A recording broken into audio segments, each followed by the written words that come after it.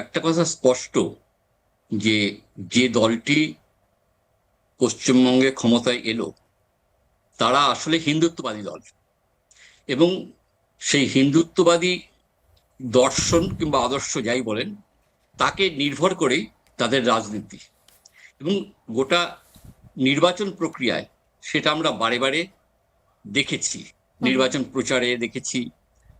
সুতরাং এই শুভেন্দু অধিকারী যে কথা বললো সেটা অস্বাভাবিক কিছু নয় উনার স্বভাবগত ভঙ্গিতে, কারণ উনি এই পশ্চিমবঙ্গে নির্বাচনে যে কঠোর কিংবা কট্টর মনোভাবকে তুলে ধরেছেন এটা আমরা সকলেই জানি।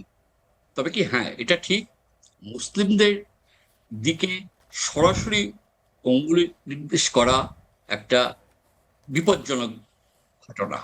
আপনি বললেন যে নিশ্চিতভাবে বিজেপি কট্টর হিন্দুত্ববাদী একটি দল, কিন্তু পশ্চিমবঙ্গের মানুষ তো আসলে তাকেই গ্রহণ করলেন এবং ইতিহাস রেকর্ড করা একটা নির্বাচনের মাধ্যমে 92.47% দেশের মানুষ ভোট দান করেছে।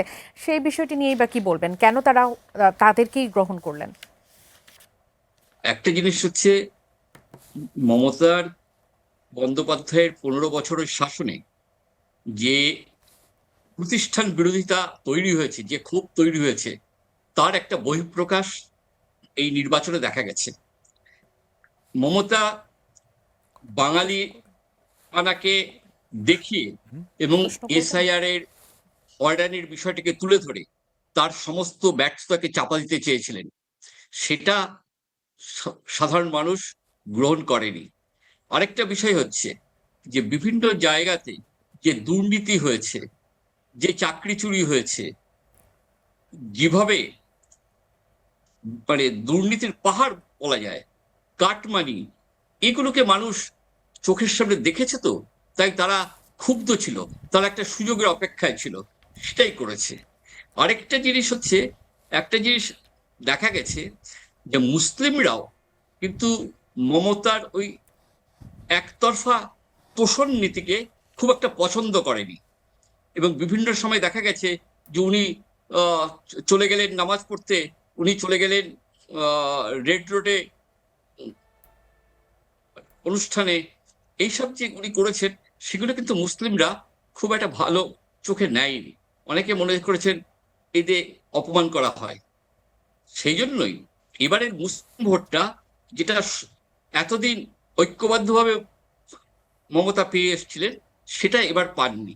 প্রথমত মুসলিম ভোটটা বিভাজন হয়েছে। এই বিভাজনের মধ্যে যে হুমায়ুন কবির বাবরি মসজিদ নির্মাণ করবেন বলে একটা আবেগ তুলে দিয়েছেন, ইন্ডিয়ান সেকুলার ফ্রন্ট ফুরফুরা শরীফের পীরজাদা নৌসাদ, তার একটা দিক আছে। আরো একটা দিক আছে, সেটা হচ্ছে অন্যান্য ছোটখাটো মুসলিম সংগঠনগুলো। এই ভোটগুলো কেটে গিয়েছে। এই কেটে যাওয়ার পরও কিন্তু মমতা মুসলিম ভোট প্রচুর পেয়েছেন, যার ফলে মালদা, মুর্শিদাবাদ এবং 2 দিনাজপুরের অনেক আসনেই তিনি জয়ী হয়েছেন। এমনকি এই দক্ষিণবঙ্গে কিংবা রাঢ় অঞ্চল বলি, সেই অঞ্চলে অনেক মানে 5টা জেলায় নিশ্চিহ্ন হয়ে গেলেও এই উত্তর 24 পরগনা এবং দক্ষিণ 24 পরগনার মুসলিম অধ্যুষিত আসনগুলোতে মমতা জয়ী হয়েছে।